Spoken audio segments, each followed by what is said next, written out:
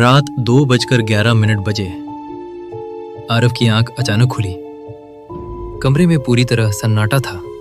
बस ceiling fan की टक टक टक आवाज। उसने करवट बदली। तभी उसे लगा जैसे कोई उसके कमरे के बाहर खड़ा है। धीरे धीरे दरवाजे के नीचे से एक परछाई सरकती हुई दिखाई दी।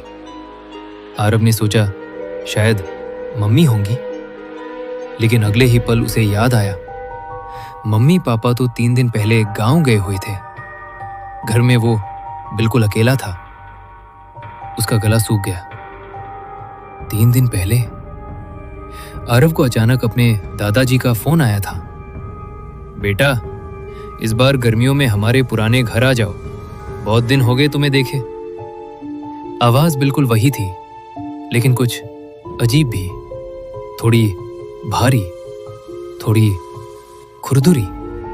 फिर भी आरव चला गया। गांव का वो घर पहाड़ों के बीच, बिल्कुल सुनसान। चारों तरफ ऊंचे पेड़ और बीच में एक पुराना जर्जर घर। जब वो पहुंचा, दादा दादी दरवाजे पर खड़े थे, मुस्कुरा रहे थे, लेकिन उनकी आंखों में कोई चमक नहीं थी, बस खालीपन। पहली रात से ही कुछ अजीब था।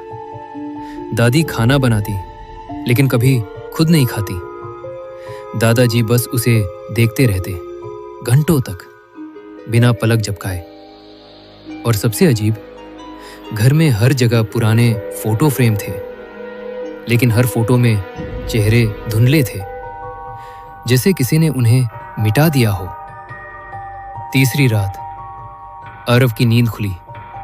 वही आवाज दरवाजे के बाहर, धीरे धीरे खरोचने की। खर खर खर।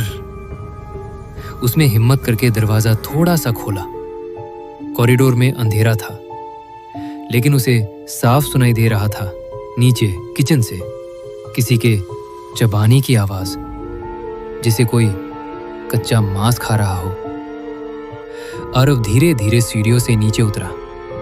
हर कदम के साथ वो बदबू तेज होती जा रही थी, सड़ी हुई, गंदी, दम घोटने वाली। किचन का दरवाजा आधा खुला था।